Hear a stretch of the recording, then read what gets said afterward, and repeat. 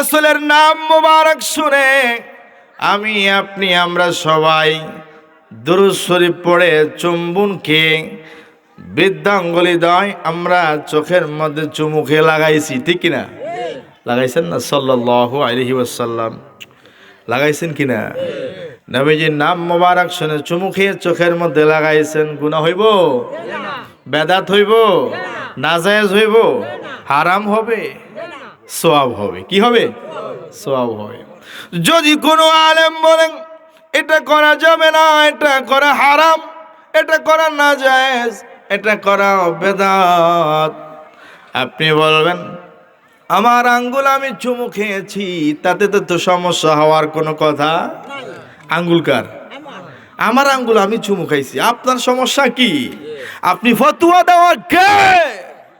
আমার আঙ্গুল আমি চুমু খাবো, আমার চোখে লাগাবো, আপনার কোনো অসুবিধা হওয়ার কথা না। এরপরে বলেন অসুবিধা তো হওয়ার কথা না, এরপরে যদি বলে, অনেকে বলে, বলতে শোনা যায়, ফতোয়া দেয় নাজায়েজ বেদাত হারাম, বলে কিনা? আপনারা শোনেন কিনা? বলে। এখন আসলে কি এর মধ্যে সওয়াব আছে না নাই? কেমন সওয়াব? কেমন সওয়াব? অনেক চমৎকার ঘটনা আছে বাবা, সুবহানাল্লাহ পড়েন না। ইমাম সাহাবী রাহমাতুল্লাহ আলাইহি বলেন, মুসা নবীর জামানায় একজন বড় পাপিষ্ঠ বান্দা ছিল, যেই নাফরমান বান্দায় তার জীবনে বেশিরভাগ সময় আল্লাহর নাফরমানি করেছে। নাউজুবিল্লাহ বলেন। বেশিরভাগ সময় কি করেছে? নাফরমানি, গুনাহের কাজ করেছে, জঘন্যতম অপরাধে কাজে লিপ্ত সে ছিল। মানুষগুলো দেখতে দেখতে দেখতে দেখতে এতটাই অতিষ্ঠ হয়ে গেল, এতটা অসন্তুষ্ট তার প্রতি হয়ে গেল, সমাজের লোকেরা সিদ্ধান্ত নিল এই পাপিষ্ঠ যখন মারা যাবে আমরা তাকে গোসল দেব না, আমরা তার মাইকিং করব না। কি করব না? মাইকিং করব না, আমরা তাকে গোসল দেব না, কাফনের কাফন পরাবো না, জানাজার আয়োজন করব না, আমরা তাকে 3.5 হাত মাটির ঘরে কবর দিব না। আল্লাহু আকবার বলেন। তাইলে কি করবেন? কিতাবের মধ্যে আসছে যখন লোকটা মারা গেল তার মনে যাওয়ার পরে সিদ্ধান্ত আসলো যে তাকে যেই জায়গার মধ্যে ময়লা আবর্জনা ফেলা হয়, ডাস্টবিন, কোথায়? ডাস্টবিনের মধ্যে আমরা তাকে নিক্ষেপ করব, ফেলে দেব। সিদ্ধান্ত অনুযায়ী তাই করা হলো, তাকে ময়লা আবর্জনা স্তূপের মধ্যে ফেলে দেওয়া হলো। মানুষেরা বাড়ি চলে আসলো। আমার আল্লাহ সুবহানাহু ওয়া তাআলা মুসা নবীর প্রতি ওহী করলেন, মুসা রে,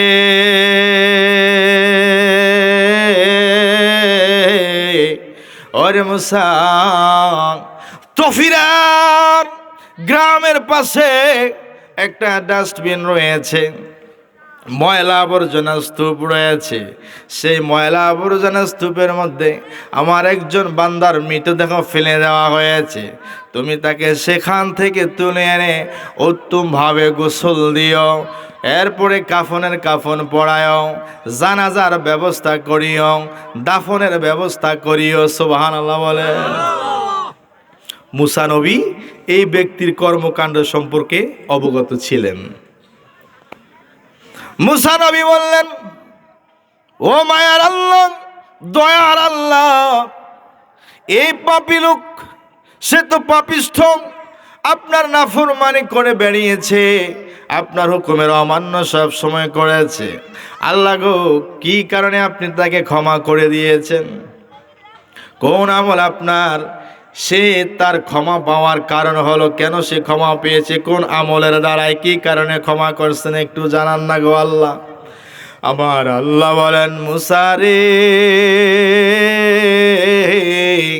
যখন সে তাওরাত শরীফ পড়ার জন্য খুলতো, পড়তে শুরু করতো, যে আয়াতের মধ্যে আমার সর্বশ্রেষ্ঠ বন্ধু আমার সর্বশ্রেষ্ঠ হাবিবের নাম মুবারক দেখতে পেত, সঙ্গে সঙ্গে দুরূদ শরীফ পড়ত, দুরূদ শরীফ পড়ে চুমু খেয়ে 2 আঙ্গুল তার চোখের মধ্যে লাগাতো, সাথে সাথে ওই নাম মুবারককে চুমু খেতে। সুবহানাল্লাহ। ওই নাম মুবারক চুমু খাওয়ার কারণে, আমার বন্ধুর উপরে দুরূদ শরীফ পড়ার কারণে, আমার বন্ধুর নাম মুবারকের উপরে চুমু খাওয়ার কারণে আমি আল্লাহ সুবহানাহু ওয়া তাআলা তার সমস্ত নাফরমানি, সমস্ত গুনাহ আমি আল্লাহ ক্ষমা করে দিয়েছি। কি করে দিয়েছে? তাইলে নবীর নাম মোবারককে মহব্বত করে চুমু খেয়েছে মুসা নবীর উম্মত। কোন নবীর উম্মত? কিতাবের মধ্যে নবী মুহাম্মদের নাম আছে, তিনি আসবেন, তিনি আল্লাহর বন্ধু, এই সম্পর্কিত আয়াতে নবীর নাম যখন দেখেছে চুমু খেয়েছে। মুসা নবীর উম্মত নবীর নাম মোবারককে ইজ্জত করার কারণে, চুমু খাওয়ার কারণে, ওই নাম মোবারকের উপরে দুরূদ শরীফ পড়ার কারণে আল্লাহ তার নাফরমানি ক্ষমা করে দিয়েছে। আমরা তো ওই নবীর উম্মত, ঠিক কিনা বলেন? আমরা ওই নবীর উম্মত কিনা? ওই নবীর উম্মত। আমরা ইমানদার, ইমান আছে না নাই? আমাদের রাসূলের সুন্নাত আমাদের মাঝে আছে না নাই? আমরা নবীর উম্মত। আমরা যদি রাসূল পাকের নাম মোবারককে তাজিম করি, সম্মান করি, চুম্বন খাই, চোখে লাগাই, দুরূদ শরীফ পড়ি, আমাদের পুরস্কারটা কম হবে না বেশি হবে? বলেন, কম হবে না বেশি হবে? এই জন্য এই নবীর নাম মোবারক শুনে দুরূদ শরীফ পড়ে চুমু খেয়ে চোখে লাগাতে চাই কি চাই না? দরকার আছে না নাই? ফজিলত আছে না নাই? জোরে বলেন না সুবহানাল্লাহ। কত ভালো লাগে মদিনা, যেথায় আছে শাহে মদিনা, যত দেখি আখি জোড়ায় না, দিদার দিয়ে ধন্য করোনা। সবাই বলেন না, কত ভালো লাগে মদিনা। আসলে কি ভালো লাগে কিনা? মদিনা ভালো লাগে কিনা? মদিনা দেখতে ভালো লাগে কিনা? এটা হচ্ছে পৃথিবীর অদ্বিতীয় একটা শহর, পৃথিবীর অদ্বিতীয় শহর। জোরে বলেন সুবহানাল্লাহ। ইমানদারের ঠিকানা, বলে ইমানদারের ঠিকানা। একটা সাপ তার গর্ত থেকে বের হয়ে পৃথিবীর যত দূরে যাক না কেন, তার খেয়াল থাকে গর্তের দিকে। কোন দিকে? ইমানদার যেখানে থাকুক না কেন, বাংলাদেশ, ভারত, পৃথিবীর যে কোনো কান্ট্রিতে থাকুক না কেন, তার দিলটা পড়ে থাকে মদিনার দিকে। সুবহানাল্লাহ পড়ে না? কোন দিকে? মদিনার দিকে। এই জন্য একটা গজল কয়ে, কত ভালো লাগে মদিনা, যেথায় আছে শাহে মদিনা, যত দেখি আখি জোড়ায় না, দিদার দিয়ে ধন্য করোনা, যত দেখি আখি জোড়ায় না, দিদার দিয়ে ধন্য করোনা। তোমার কাছে আমায় ডাকো না, আমার আর তো মনে মানে না, তোমার কাছে, বলেন না, তোমার কাছে আমায় ডাকো না, আমার আর তো মনে মানে, বিরহ আর যে সহে না, দিদার দিয়ে ধন্য করোনা, বিরহ আর যে সহে না, দিদার দিয়ে ধন্য করোনা, কত ভালো লাগে যেথায় আছে শাহে মদিনা, যত দেখি আখি জোড়ায় না, দিদার দিয়ে ধন তুমি চুপি চুপি একা, কবি জানি দিবে দেখা, তুমি চুপি চুপি কবে জানি দিবে দেখা, মোরে কথা দাও গো আকা, কদম ছাড়া করবানা, মোরে কথা দাও গো আকা, কদম ছাড়া করবানা, কত ভালো লাগে দিনা, যেথায় আছে শাহে মদিনা, যত দেখি আখি জোড়ায় না, দিদার দিয়ে ধন। জোরে বলেন মারহাবা, আরেকটু জোরে বলেন মারহাবা। আমার ভাইয়েরা, বন্ধুরা, বাবারা, সেই নবী যেই রওজা মুবারকে শুয়ে আছেন, সেই রওজা মুবারকের মসজিদে হারামের মধ্যে এক রাকাত নামাজ পড়লে, মসজিদে নববীতে এক রাকাত নামাজ পড়লে এক রাকাতে 50,000 রাকাতের সওয়াব। সুবহানাল্লাহ। কত রাকাত? 50,000। আর মক্কায় এক রাকাত নামাজ পড়লে 1,00,000 রাকাতের সওয়াব। সুবহানাল্লাহ। সংখ্যায় বেশি কোন জায়গায়? মক্কায়। বলেন কোন জায়গায়? মক্কায়। এখন আপনাদের আমরা বলতে শুনি অনেক হাজিকে নিষেধ করা হয় যে মক্কায় যেহেতু সওয়াব বেশি, মদিনায় কম, মদিনায় যাওয়ার কোনো দরকার। নাউজুবিল্লাহ বলেন না? কেন সওয়াব বেশি, কেন যাওয়ার দরকার নাই? শোনেন, সংখ্যায়, সওয়াবদের দিক থেকে সংখ্যায় মক্কা শ্রেষ্ঠ, মক্কা শ্রেষ্ঠ, কিন্তু কোয়ান্টিটিতে মক্কা হচ্ছে শ্রেষ্ঠ, সওয়াব বেশি, কিন্তু কোয়ালিটিতে মদিনা হচ্ছে শ্রেষ্ঠ। জোরে বলুন সুবহানাল্লাহ। আর এই কোয়ালিটি দিয়েছেন কে? নবীজির মদিনার কোয়ালিটি বাড়িয়ে দিয়েছেন কে? আল্লাহ বলেন ওয়ারাফানা লাকা যিকরাক, আমি আল্লাহ আমার বন্ধুর জিকিরকে, স্মরণকে, মর্যাদাকে বুলন্দ করেছি। জোরে বলুন সুবহানাল্লাহ। তো আল্লাহ সম্মান দিলে আমাদের সমস্যা আছে? মক্কায় হজ করে মদিনায় না গেলে হজ কবুল? এ বিশ্বাস আছে না নাই? মনে আছে না নাই? ইন্নাদ দুআ মাওকুফুন বাইনাস সামাই ওয়াল আরদ লা ইয়াসাদু মিনহু শাইউন হাত্তা তুসাল্লি আলা নাবিকা। তিরমিজি শরীফের মধ্যে রয়েছে, ওমর ইবনে খাত্তাব বলেন যে তোমার সমস্ত দোয়া, মানুষের দোয়াগুলো ঝুলন্ত অবস্থায় থাকে আসমান এবং জমিনের মাঝখানে, যতক্ষণ পর্যন্ত রাসূল পাকের উপরে দুরূদ শরীফ পড়া হবে না, ততক্ষণ পর্যন্ত সেই দোয়া ইবাদত আল্লাহর দরবারে পৌঁছে না। সুবহানাল্লাহ পড়ে। তাইলে ইবাদত কবুল করাতে হলে মদিনা যাওয়া লাগবে। লাগবে কিনা বলেন? মদিনায় যাওয়া লাগবে।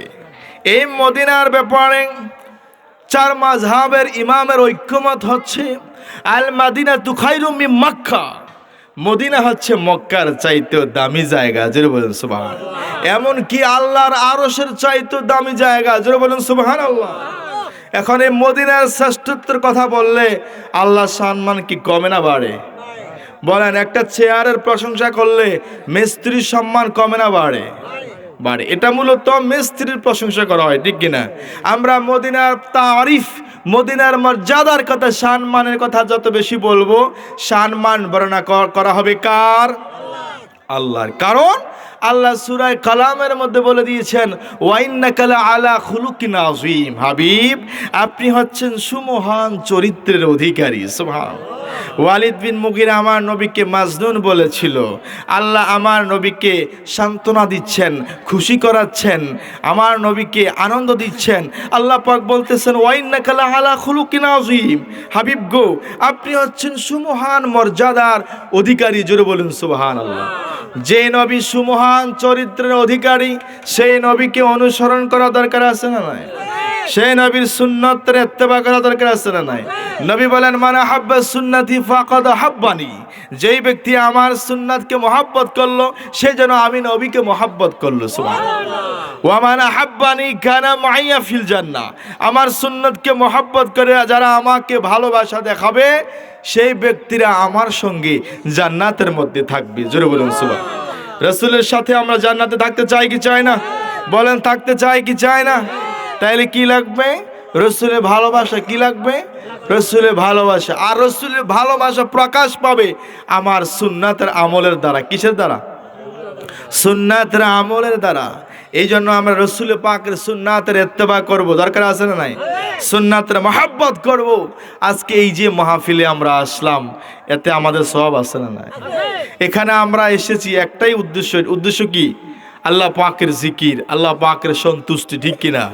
এখানে আমরা যারা আল্লাহকে খুশি করার জন্য আসছি, নিঃসন্দেহে বিশ্বাস রাখতে পারেন, যদি আপনার নিয়তটা খালেস থাকে, আল্লাহ আমাদেরকে আজকে এখান থেকে ক্ষমা করে বাড়ি ফিরাবেন। জোরে বলুন সুবহানাল্লাহ। একদিন আল্লাহওয়ালা বান্দারা মজলিস সাজিয়েছে, আল্লাহর জিকিরের মজলিস। উদ্দেশ্য হচ্ছে আল্লাহর সন্তুষ্টি এবং আল্লাহর ক্ষমা, আল্লাহর থেকে ক্ষমা পাওয়া। তারা জিকির করতেছে, দোয়া করতেছে। আল্লাহ বলেন, ফেরেশতারা তারা কেন আজকে আমি আল্লাহকে ডাকছি, কেন মজলিস সাজিয়েছে? ফেরেশতারা বলতেছেন, আল্লাহ এখানে তারা মজলিস সাজিয়েছে, এসেছে আপনাকে খুশি করার জন্য, আপনার থেকে ক্ষমা পাওয়ার জন্য। তখন আল্লাহ পাক বলেন, ফেরেশতারা তোমরা সাক্ষী থাকো, আমি আল্লাহ তাদের সকলকে, যারা এখানে বসে আছে সকলকে ক্ষমা করে দিলাম। জোরে বলুন সুবহানাল্লাহ। ফেরেশতারা বললেন, রব্বুল আলামিন, এই মজলিসের মধ্যে এমন কিছু বান্দা আছে যারা আপনাকে খুশি করার জন্য মজলিসে বসে নাই, আপনার জিকির করার জন্য এই মজলিসের মধ্যে বসে নাই। উদ্দেশ্য হচ্ছে তারা কোথাও যাচ্ছে, তারা হঠাৎ তাদের সুবিধার জন্য তারা এখানে বসেছে, উদ্দেশ্য কিন্তু আপনার সন্তুষ্টি না। আপনি কি তাদেরকেও ক্ষমা করে দিয়েছেন? আমার আল্লাহ বলেন, ফেরেশতারা তোমরা সাক্ষী থাকো, আমার মকবুল বান্দাদের মজলিসের মধ্যে উদ্দেশ্যবিহীন যে বান্দাটা বসলো, আমার মকবুল বান্দাদের মহাব্বতে খাতিরে আমি আল্লাহ আমার ওই বান্দাকেও ক্ষমা করে দিলাম। নারে তাকবীর, নারে রিসালাত, নারে গাউসিয়া। তফিরা ঈদগাহ বাড়ি সংলগ্ন মাঠের মাহফিল, জোরে বলি মারহাবা। আমার ভাইয়েরা, বন্ধুরা, বাবারা, আলোচনা করার অনেক ইচ্ছা ছিল, কিন্তু আমাদের এখানে ওলামায়ে কেরাম অনেক বেশি দাওয়াত করা হয়েছে, সময় স্বল্পতার কারণে এখানে ইতি টানতে হচ্ছে।